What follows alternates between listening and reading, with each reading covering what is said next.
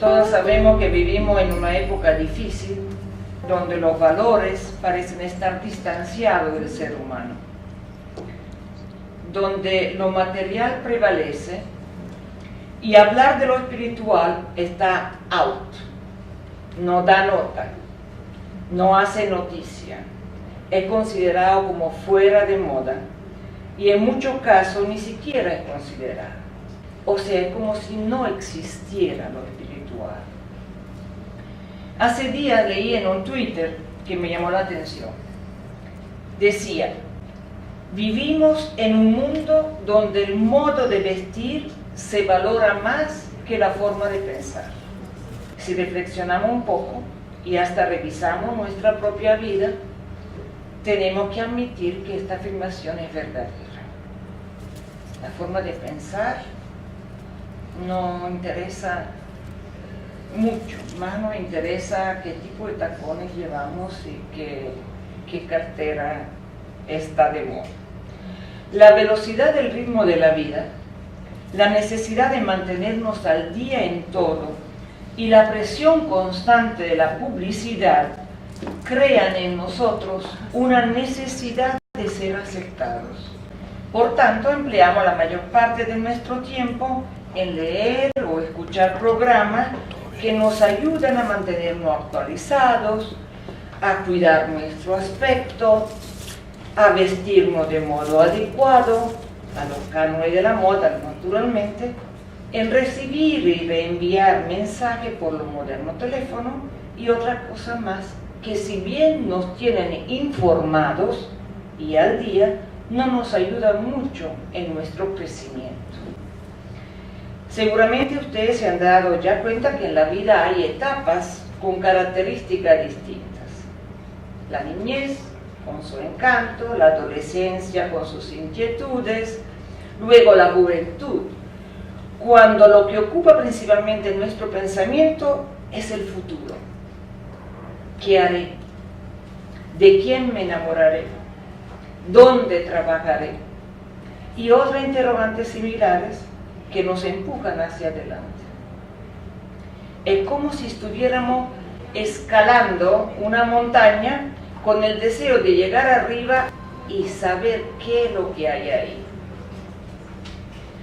Aproximadamente desde los 30, 35 años hasta los 50, 55, eso cambia según de las personas, ya con algunas metas alcanzadas, tenemos la sensación, la impresión de que la vida será siempre igual en esta etapa. Aunque los hijos crezcan, si es que tenemos hijos, y la carrera de trabajo avance, nosotros seguiremos iguales, eternamente en esta etapa, en este tiempo que definimos de la madurez, casi congelado. Y de pronto nos damos cuenta de que eso no era cierto. Que si creíamos que esa planicie, después de haber escalado la montaña, estamos en esa planicie, y que creíamos que esto se iba a prolongar hasta el infinito, iba a mantenerse siempre así, bueno, estamos equivocados. La bajada de la última etapa es escarpada, y la velocidad aumenta a medida que bajamos. ¿En qué momento nos entra la inquietud de que debe haber algo más al final de esta carrera cuesta abajo? ¿En qué momento nos damos cuenta de que no podemos ser como los mosquitos de la lluvia? No me miren así. Es que ustedes no han visto los mosquitos de la lluvia. No se han fijado en los días de gran calor cuando empieza a llover, que se aparecen como una especie de hormigas con alas, llegan en 2 horas, nacen, crecen, copulan y se mueren. Lo han visto, ¿verdad? Los mosquitos de la lluvia. ¿Y nosotros? ¿Será nuestro destino igual al de los mosquitos de la lluvia? Para muchos es así. Se nace, se crece, se copula si se puede, y se muere. Y se acabó. ¿Y entonces? ¿Y qué ha pasado? Y nos preguntamos, ¿por qué hay tanta actividad en nuestro día a día? De lo que hablaba hace poco precisamente Betty, dice, en esta corredera que tenemos, ¿por qué tanto agite? ¿Por qué este frenesí de vida? ¿A dónde nos lleva? ¿Por qué vivimos así? Es posible que si no rechazamos estas preguntas como inútiles o fuera de lugar, se puede dar de todo, pero si no las rechazamos también se presentan a nuestra mente otras preguntas que si lo vemos bien son las preguntas que el hombre se ha hecho desde que es hombre. ¿Quién soy? ¿De dónde vengo? ¿A dónde voy? Antes parecía que estas preguntas eran prerrogativa del hombre, del varón. Pero como ha habido un tiempo en que las mujeres exigieron el derecho a votar, igualmente ha llegado el tiempo en que por fin a las mujeres se nos despertó la necesidad de un desarrollo espiritual. Hasta no hace mucho, este desarrollo espiritual también había sido privilegio de los varones. Pero desde hace ya un tiempo, la mujer nos dio cuenta que no solo lo necesitamos, sino que tenemos derecho a ocuparnos de ello. Hemos cuidado nuestro cuerpo para beneficio nuestro y de los demás. Hemos cultivado nuestra alma, favoreciendo los sentimientos de amor hacia la familia, los amigos y en algunos casos, más contados, inclusive hasta los más desfavorecidos, haciendo obras benéficas en favor de otros. Muy bien, cuerpo y alma están servidos. ¿Y el espíritu? ¿O es que no nos hemos dado cuenta que también tenemos un espíritu? Y que este no solo debe ser cuidado, sino debe ser cultivado, desarrollado. En la antigüedad, los que acudían al templo de Delfos podían leer en el frontón del templo una escrita que decía Gnoti se auton, conócete a ti mismo. Y este mismo era requisito para entrar en varias de las escuelas de los antiguos griegos, quienes se dieron cuenta de que si no nos conocemos a nosotros mismos, no podremos conocer a nadie de verdad. Aunque así lo creamos y así lo afirmemos en nuestra vida diaria, yo sí te conozco bien. Mentira. ¿Cómo lo va a conocer bien si no te conoce a ti mismo? Pero ¿por qué es importante conocernos a nosotras mismas? Hablándonos aquí las mujeres. Perdonen, los hombres que están presentes están bienvenidos, pero voy a hablar a las mujeres más. Si no empezamos a conocernos y no aumentamos ese conocimiento cada día, no podremos amarnos a nosotras mismas ni amar a nadie. Nadie puede amar lo que no conoce.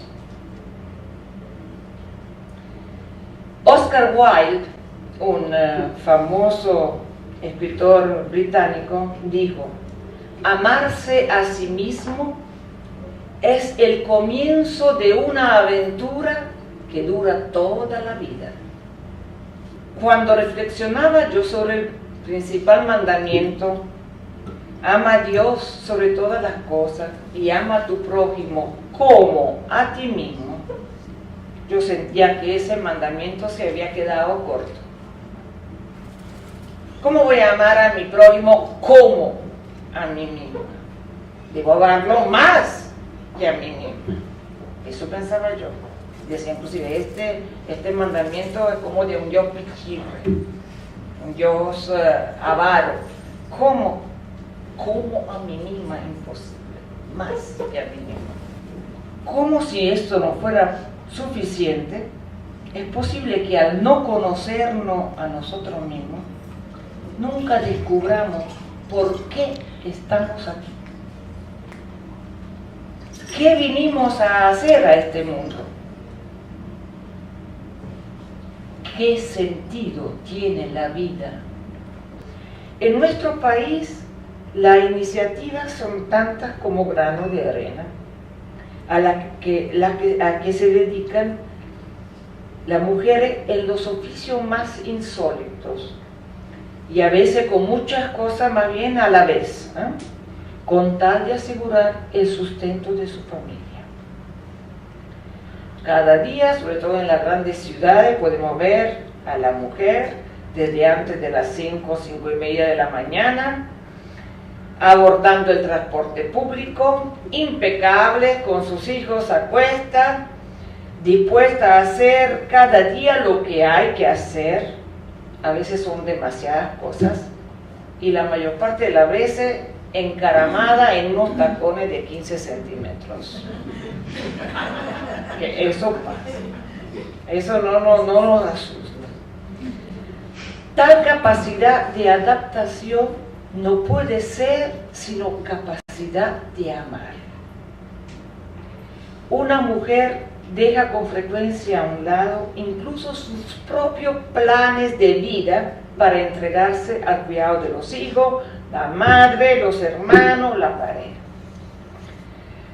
La sensibilidad femenina permite que más que reconocer al otro, establezcamos con él una empatía, unos lazos íntimos de contacto, consideración, respeto y necesidad de protección.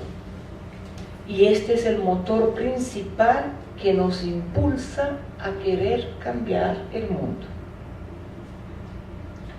Una mujer que ha aprendido a conocerse tendrá más capacidad para discernir lo que es conveniente para sí, para su familia, para su comunidad.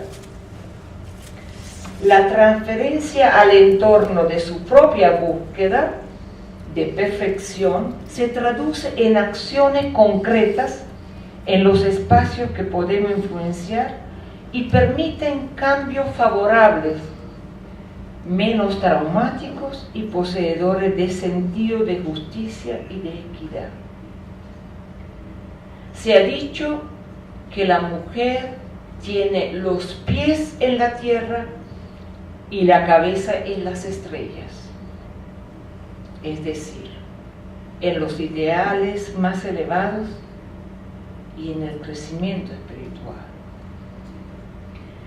Una sociedad en la que la mujer es comprometida consigo misma y con los roles que desempeñan, actúan de manera concreta, será una mejor sociedad, porque el camino de perfeccionamiento interior se traducirá en la construcción de un mundo mejor. Todos los caminos espirituales tienen como objetivo que los seres humanos sean mejores personas y que contribuyan a crear un mundo mejor. Todos. La masonería es uno de esos caminos. Y busca el conocimiento de nosotros mismos y la ampliación de la conciencia. Nos pide que con nuestro ejemplo y nuestra acción ayudemos no solo al desarrollo de la conciencia de los seres que criamos, que hemos generado y criamos, lo que están alrededor, sino también de todos aquellos que son parte de nuestro entorno. Tengo el gusto de informarles que desde hace casi un siglo hay masonería femenina y que desde hace más de 20 años hay masonería femenina en Venezuela, señores. Pero de eso le va a hablar mi hermana Luisa con más detalle.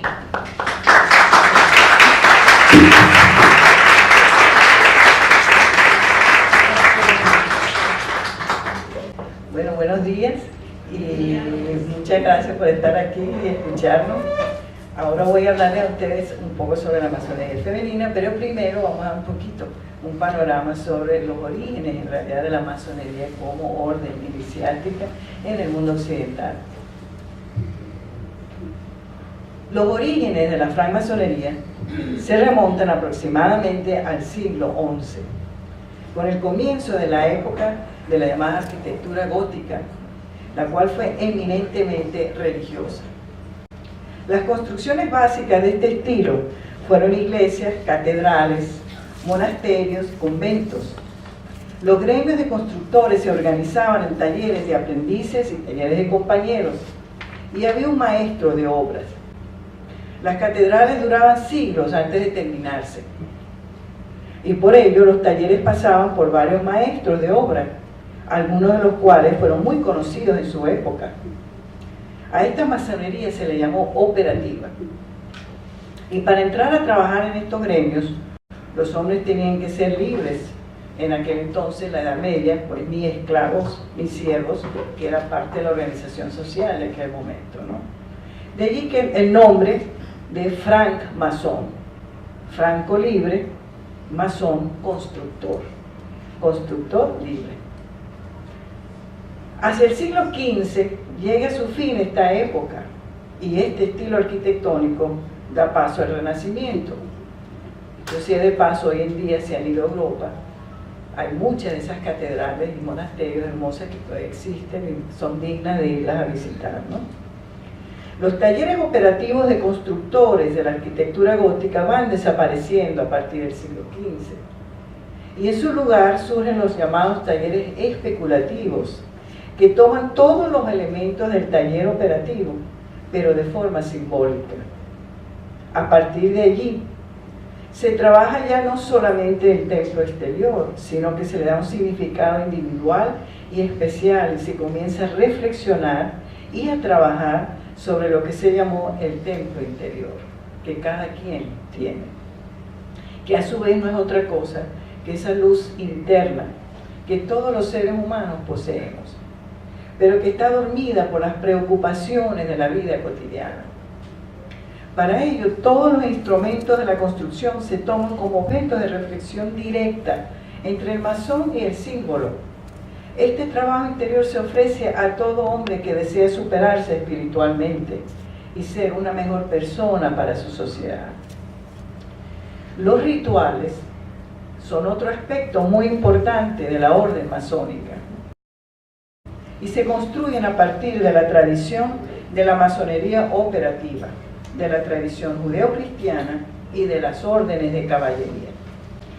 Estos textos contienen igualmente enseñanzas espirituales que ayudan a ampliar y a transformar la conciencia humana hacia dimensiones más elevadas, dándole un sentido nuevo a la vida en este plano terrestre. Así como en la Edad Media, hoy en día, para tener acceso a estos conocimientos, hay que recibir una iniciación en una logia masónica. Y esto porque dichos conocimientos provienen de una larga tradición espiritual, que es dada solo a aquellos y a aquellas también, que vamos a ver ahora, que están dispuestos a asumir el compromiso de utilizarlos para su propio trabajo interior y para reflejar este aprendizaje hacia la sociedad donde le toca vivir ahora. En 1728 aparecen en Londres las llamadas Constituciones de Anderson, que resumen todos los reglamentos y estatutos de lo que se va a conocer como masonería regular en el mundo occidental. Al mismo tiempo, en Francia se produce un movimiento similar, y esta masonería también posee sus estatutos y reglamentos, al igual que la inglesa. Ambas instituciones actuaron con el fin de unificar principios y rituales de lo que se conoce hoy como masonería de York y masonería escocesa. Veamos entonces, después de muy breve panorama, ¿verdad? ¿Qué es la masonería entonces?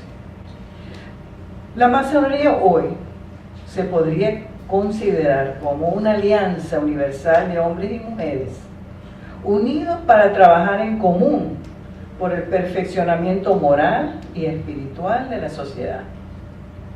Depositaria de conocimientos transmitidos de generación en generación, enseña a sus miembros sin distingo de origen, etnia, condición social, afiliación política o creencia religiosa, cuál es su verdadero lugar en la naturaleza y en la gran familia humana.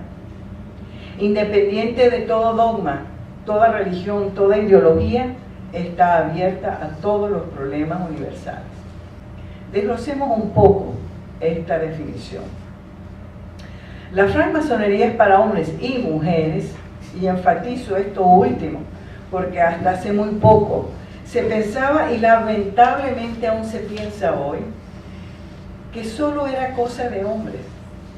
El camino espiritual es para ambos géneros, y por eso estamos aquí hoy.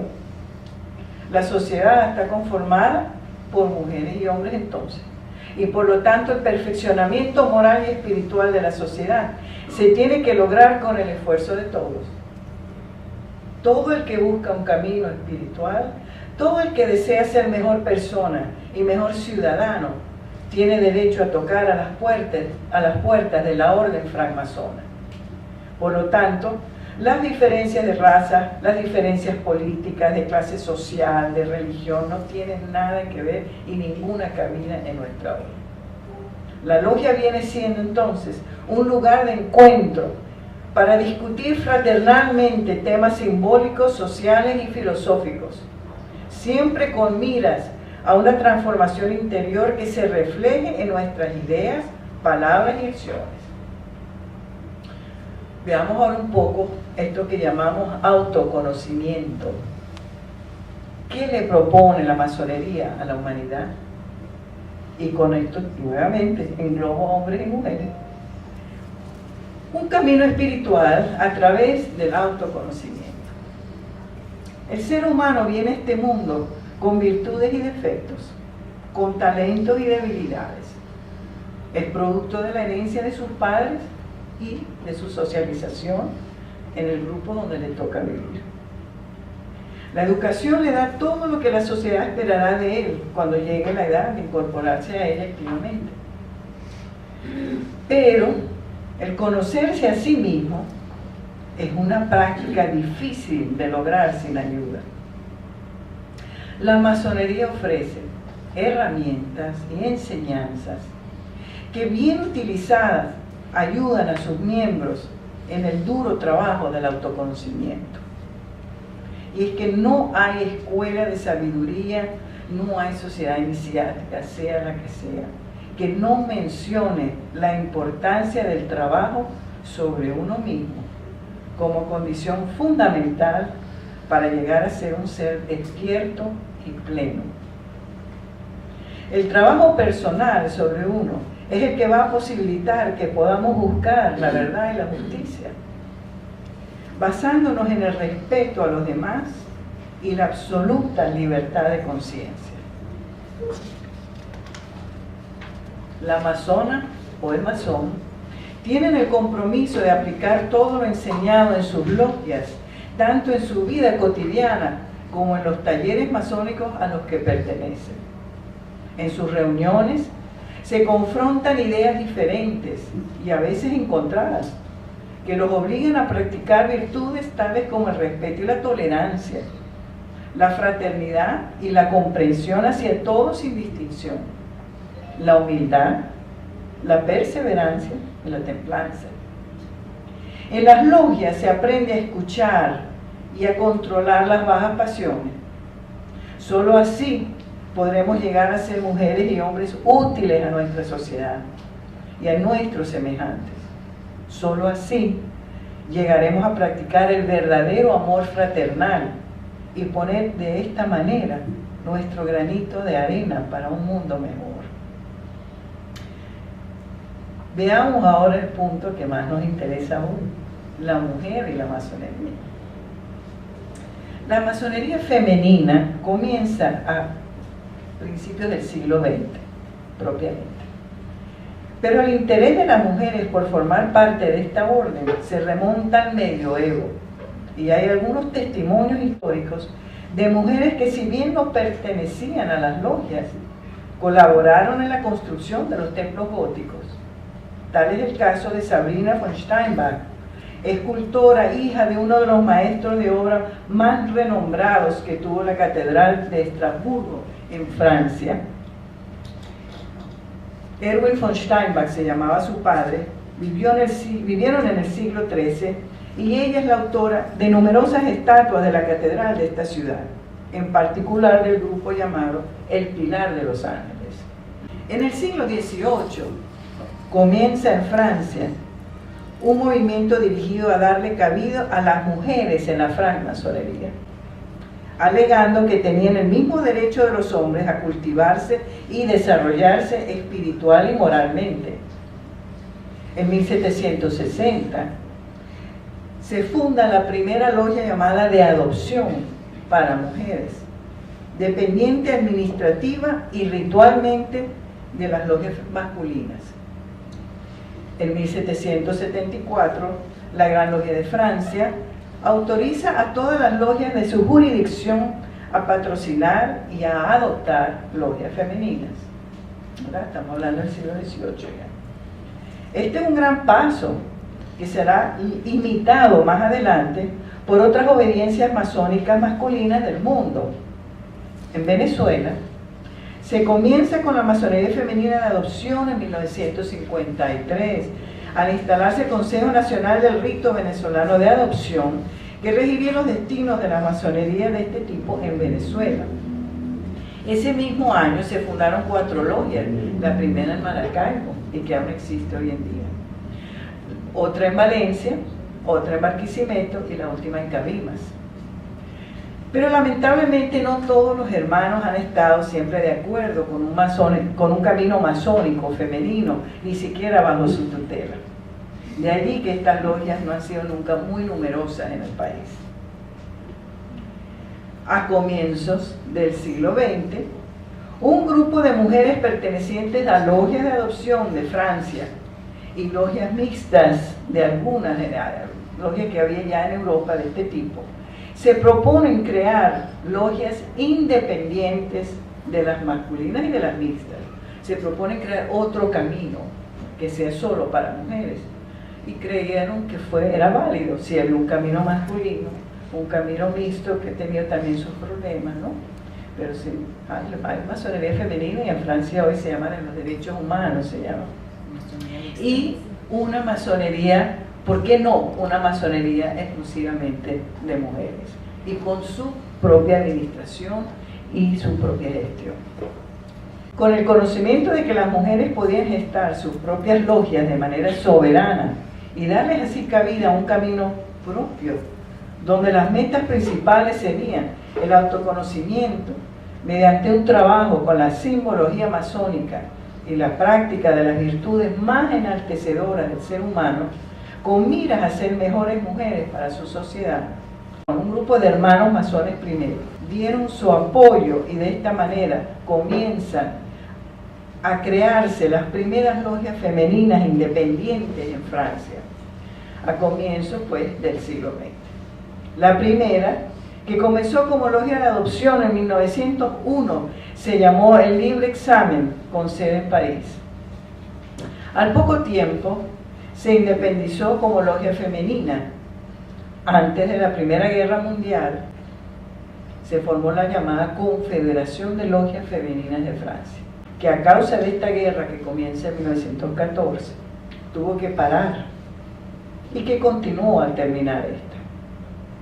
Después de la Segunda Guerra Mundial, en 1945, se establece la Unión Masónica Femenina de Francia, independiente y soberana de toda obediencia masculina. que luego se convierte en 1952 en la Gran Logia Femenina de Francia, el nombre con el que se conoce hoy en día, ¿no?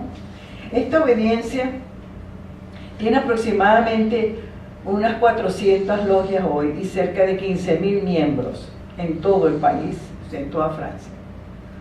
Una de estas logias, en especial la llamada La Rosa de los Vientos, con sede en París, se encargó hace más de 30 años de llevar la semilla masónica a otros lugares del mundo, y es así como nacen logias femeninas en otros países de Europa, en África y en América. La masonería femenina en Venezuela. Como ya mencionamos, el primer tipo de masonería femenina que se creó en Venezuela fue el de adopción. Actualmente existen, además de dos obediencias femeninas independientes que engloban varias logias cada una.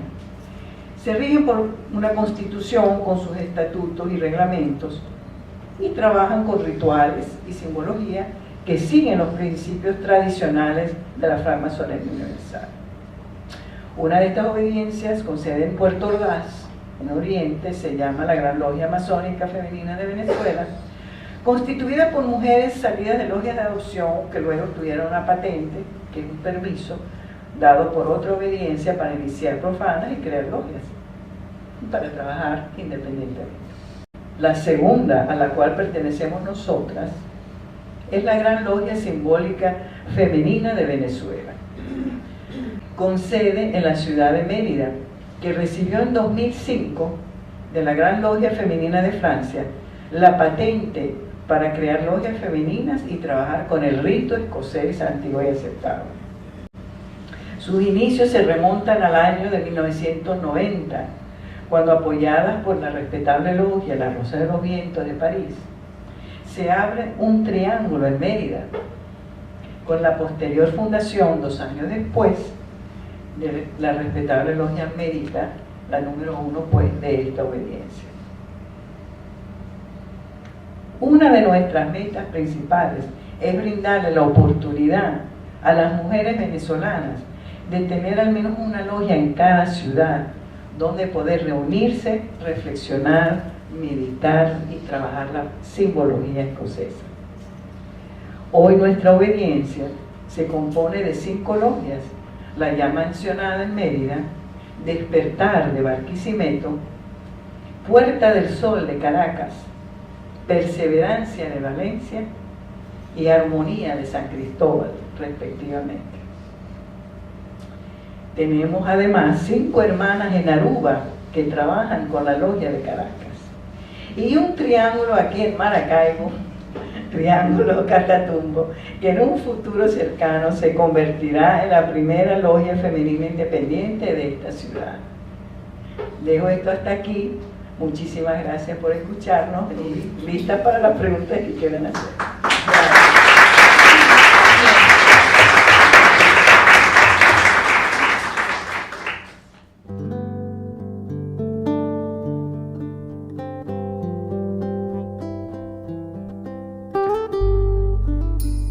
La mujer venezolana tiene esa alegría de vivir, es abierta hacia la vida, siempre tiene una esperanza, siempre está dispuesta a luchar por un futuro mejor. Eso también le da, y es algo que tiene la mujer venezolana, es segura de sí misma, no tiene miedo. Normalmente la mujer venezolana no es muy sumisa. Cuando digo sumisa, pienso por ejemplo en mujeres de otros países americanos también,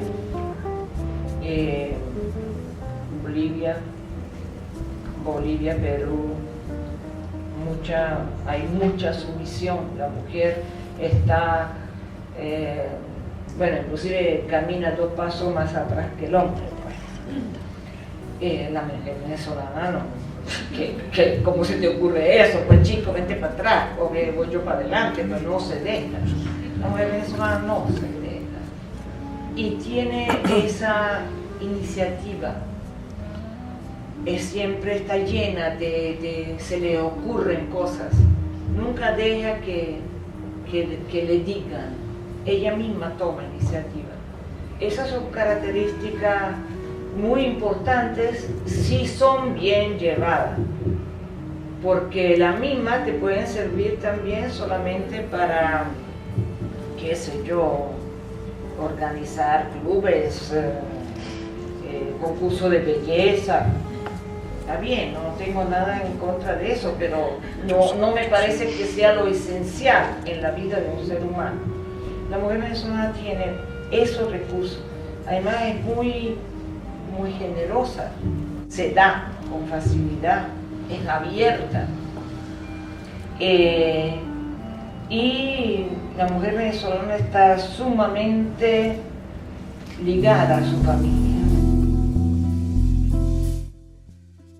La obediencia es la reunión de varias logias, es simplemente eso, ¿no?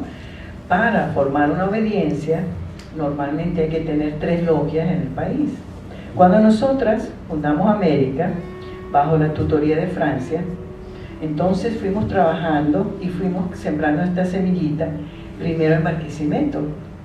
Teníamos amigas allá y nos unimos a ellas, ellas venían a Mérida, porque era la única logia que existía, y al cabo de un tiempo, unos años, creo que fueron como 5 o 6, se fundó la Logia Despertar de Barquisimeto. Y después de otros años, también con ayuda de nosotras, estas 2 logias, se fundó Puerta del Sol de Caracas en el 2005.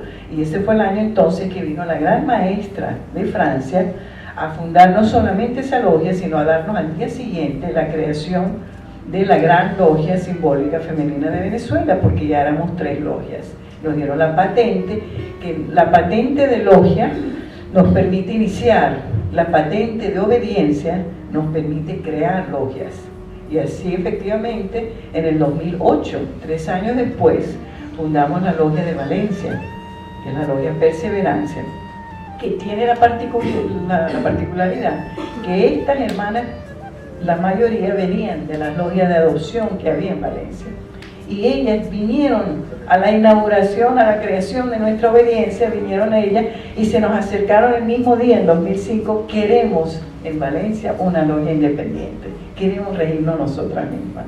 Bueno, vamos a hablar de eso, y eso se plasmó en realidad en el año 2008. Y en el 2011, que es la más joven, fundamos también desde América Armonía al Oriente de San Cristóbal. Estamos, 2011. Entonces somos 5 logias actualmente, como les dije, pues ya se irán multiplicando. Aspiramos que en Maracaibo haya una también, y algún día también en Aruba, que está muy conectada con nosotros.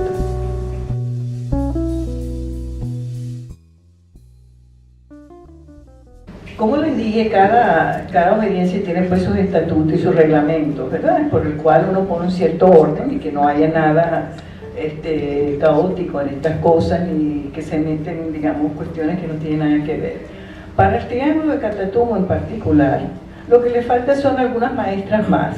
Nosotros exigimos que haya 6 o 7 maestras, y las fundadoras que están en los orientes cercanos, en este caso Barquisimeto y Mérida, ayudarán a esta logia que tenga hasta que tenga un número suficiente, ¿verdad?, de maestras.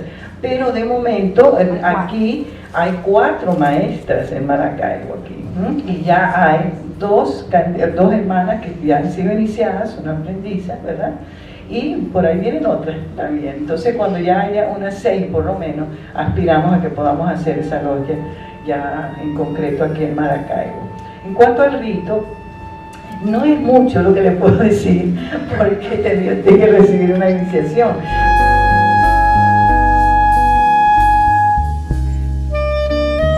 Usted podrá, en cualquier sitio donde esté, reflejar esas virtudes que llamamos. En masonería, por cierto, la masonería masculina, se usa el término caballero masón, y nosotros podríamos usar dama masón. ¿Y qué es eso normalmente? Es algo que dicen que se le nota a muchos, no a todos, los masones, ¿verdad? A quienes puede como irradian algo, ¿verdad? Que no es más que eso, ese trabajo, ese conocimiento, esa madurez, ¿verdad? Y no importa dónde estén, no importa qué ideología tengan. Es desde su centro individual, desde ellos como personas, que nosotros entonces vamos a irradiar esa tolerancia, ese respeto y todas esas virtudes hacia la sociedad, hacia el grupo que nos toca vivir. Simplemente cumplir con honestidad, ¿verdad?, nuestros papeles, cumplir con sinceridad, amar al prójimo, de verdad, ¿verdad? Y ahí, desde donde usted sea, así sea ama de casa, en el sitio más humilde, usted va a influir.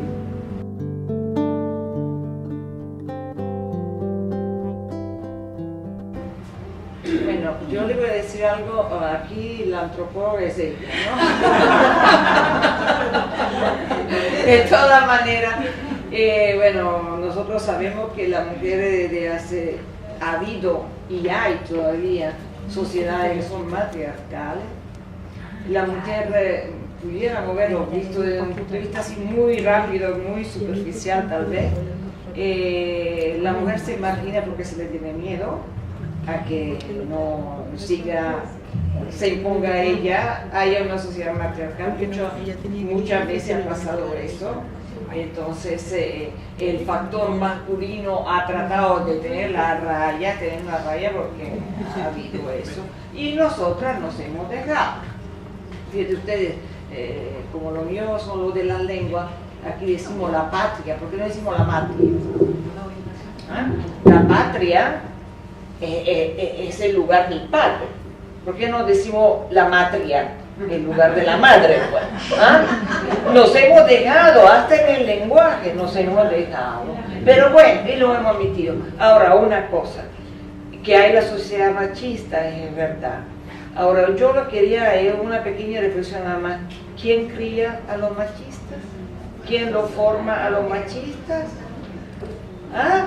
Entonces, muchas veces nosotros somos la misma que nos ponemos el cuchillo en la garganta.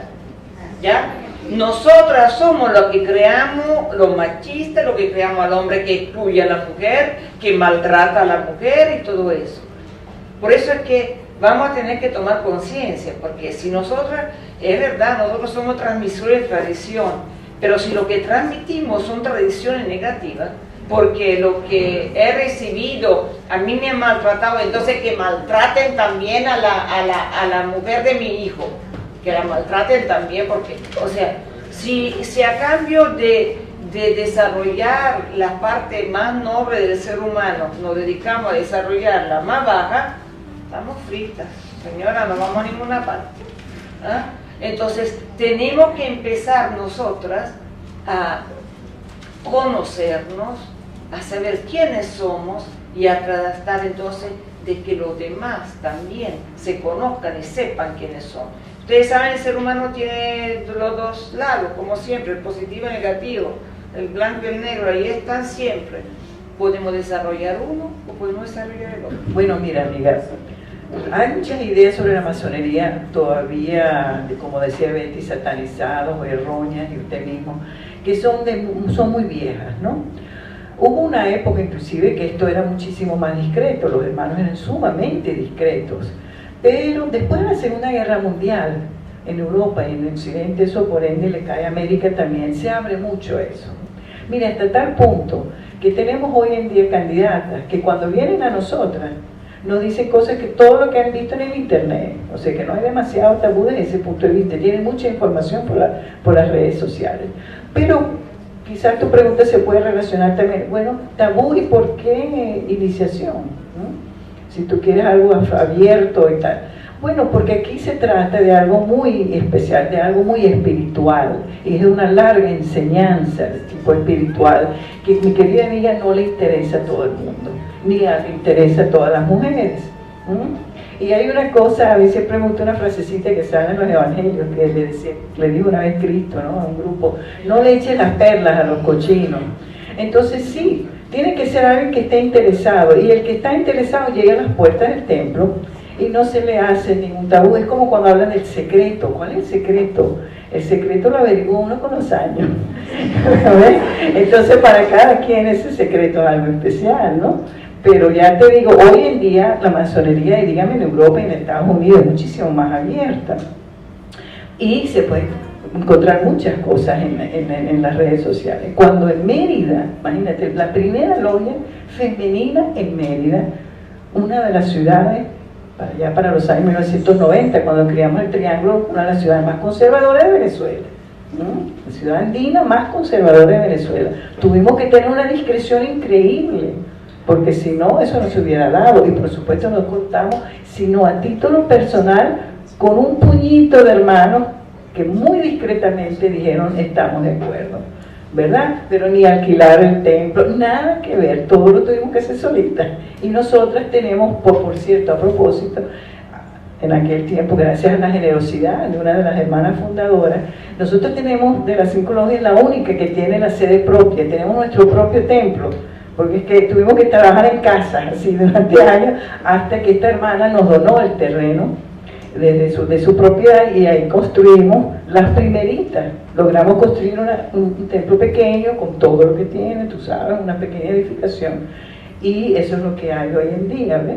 Pero en Mérida fue difícil, y hubo que tener una enorme discreción. Ya hoy no, ya hoy la cosa es distinta. Hoy somos una obediencia, estamos inscritas en la dirección de culto del Ministerio de la Defensa aquí en Venezuela, todas las logias están ahí, y de hecho la Constitución nos dice hay libertad de culto. Entonces, eso en cuanto a la legalidad, pues ya tenemos toda nuestra legalidad pues completa. Y en cuanto a lo del tabú es relativo, son ideas viejas que todavía existen, pero ya no ves eso mucho en los Estados Unidos ni en Europa, y aquí mismo ya es mucho más abierto, ¿no?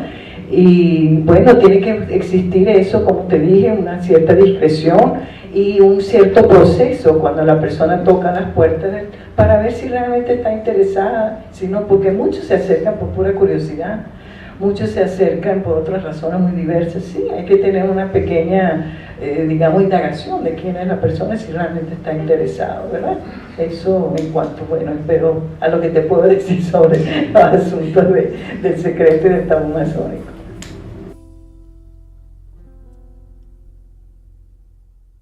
Bueno, los héroes de la independencia, que fueron muchos ellos educados en España, como Simón Bolívar, ¿verdad? Ellos se inspiraron en algo que estaba muy en boga en ese momento, que eran los ideales de una sociedad libre que había sido producido por la Revolución Francesa, ¿no? Entonces, claro, todos se crearon, ¿qué se creó en América y en Venezuela? Se crearon las llamadas logias militares, y ahí es donde se iniciaron muchísimo, y bueno, muchos otros se iniciaron afuera y venían aquí, y entonces siguieron haciendo su actitud, su trabajo masónico. Se dice inclusive, eso no está comprobado, pero es algo que se dice, y puede ser cierto que Bolívar y otros pidieron en un momento dado la admisión de militares mestizos, porque eso no se permitía, tenían que ser de una clase muy alta, ¿no?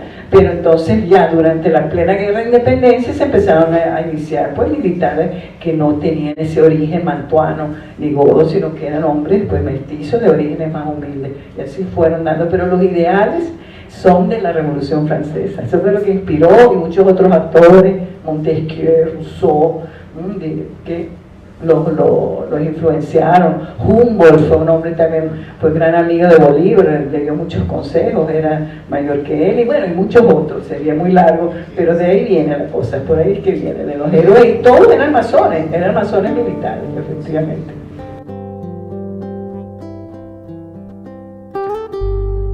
Sí hay, efectivamente, hoy en día en Europa las logias mixtas, y sé que nos consta que en Caracas lo han intentado varias veces. Pero las logias mixtas tienen un problema, y también se ha presentado en Europa, ¿no? Y sobre todo la masonería mixta más conocida es la llamada de derechos humanos, que se originó en Francia. Bueno, que o son a la larga más mujeres que hombres, o son más hombres que mujeres. Y se han presentado problemas sentimentales porque no todos pueden mantener una actitud pues apropiada, lógica, se van y se enamoran, se empiezan unos rollos terribles, y yo diría que es un camino. Sí, hombre, las pasiones van a ir más difíciles, eso es verdad de ti. Entonces, ¿qué es lo que pasa? Bueno, es eso, ¿ves? Y la hay en Austria, la hay en Alemania un poco, pero Es un camino posible. Aquí han habido varios intentos y han fracasado, todas esas cosas más o menos que lo que te acabo de decir, pero es un camino válido. Yo lo que creo quizás es que hay necesidad de más madurez. Hay un poco más de madurez desde ambos sexos, de los dos lados. Y por ahora pues nos ha funcionado muy bien el camino masculino, el camino femenino, y cuando hay mixto pues también. En Estados Unidos hay mucha masonería mixta y mucha muy buena, y tenemos una hermana muy querida de Caracas que vino de allá y se inició en una obediencia mixta muy bonita, y como se vino y se instaló en Caracas, bueno, se quedó y ahora pertenece acá. Pero nosotros como obediencias, también otro dato, tenemos lo que llamamos unos protocolos de amistad y fraternidad con otras obediencias. La tenemos ahorita con muchísimas obediencias de América, y precisamente con esa que es norteamericana, y también tenemos un trato de amistad. O sea, podemos ir allá a visitar, si va alguna de las nuestras, las atienden muy bien. Si está en la ciudad donde hay una logia de eso, son muy, muy gentiles, ¿no? Pero hay ese problemita, ¿no? Sobre todo en Europa, los franceses, que son sumamente apasionados. Pues.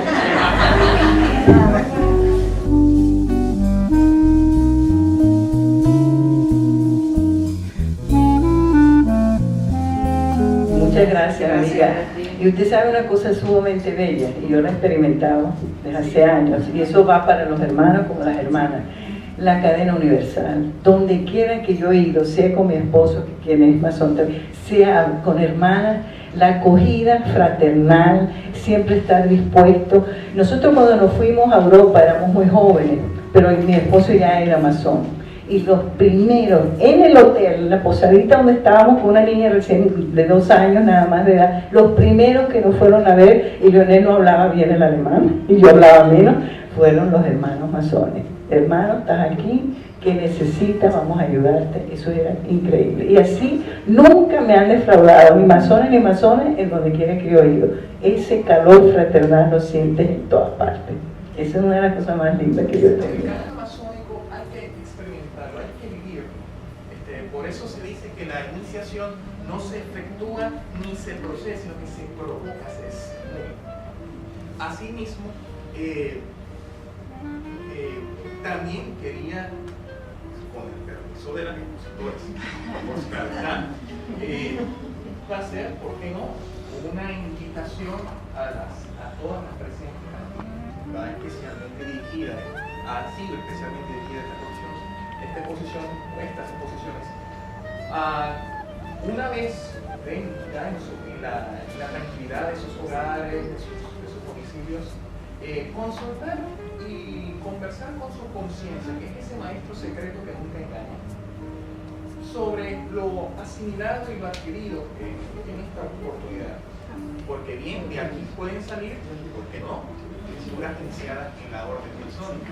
Como también aquellas que no tengan expresamente un interés pueden hacerse amigas de la institución, y eso también es muy útil, porque la masonería no solamente necesita hombres y mujeres que formen parte de sus filas y adquieran ese reconocimiento, sino que también necesita amigos y amigas que permitan divulgar y propagar lo bueno que ofrece esta institución para el mejoramiento del hombre y de la mujer como seres individuales y como seres que forman parte de un todo social. Bellísimo, hermano Benito, muchas gracias. Agradecida a ustedes, agradecida a Dios que nos da la oportunidad, que nos pone en el mismo camino. Y pienso pues que realmente esa formación iniciática nos da la oportunidad de encontrarnos. Muchos habrán sido invitados a esta actividad y somos los que estamos, y estamos los que somos. Hubo quienes no recibieron la información por alguna circunstancia, donde ya la fuerza que se desarrolla a través de la iniciación, cuando la compartimos en hermandad, se convierte en una fraternidad y tiene una fuerza que es directamente compartida con el entorno. Efectivamente, pues me siento muy halagada de estar cerca de ustedes, de recibir esta invitación, de que las personas, tengo a mi alrededor 5 o 6 personas a quienes conozco y con quienes quise compartir esta invitación, y que sé que son mujeres que van para adelante precisamente por conocernos, ¿sí? van para adelante. Eso. Entonces sí, efectivamente, pues vamos para adelante. Muchas gracias. Muchísimas gracias por tomar la iniciativa. Yo estoy feliz de estar aquí con este grupo y me inspira y me gusta mucho y me llama poderosamente la atención el nombre del Catatumbo. Soy una gran admiradora del fenómeno del Catatumbo y me encanta que le hayan ese nombre. Felicitaciones y pues, bueno, sí, nos seguiremos viendo. Gracias. Me siento muy emocionado por ustedes, las mujeres. Siempre a nuestro templo se han acercado preguntándonos, mire, para mujer no hay cupo, y yo, sí, no hay. En nuestro corazón, en nuestra alma. Y hubo un hermano que estaba al lado y dijo, y en las quincenas también.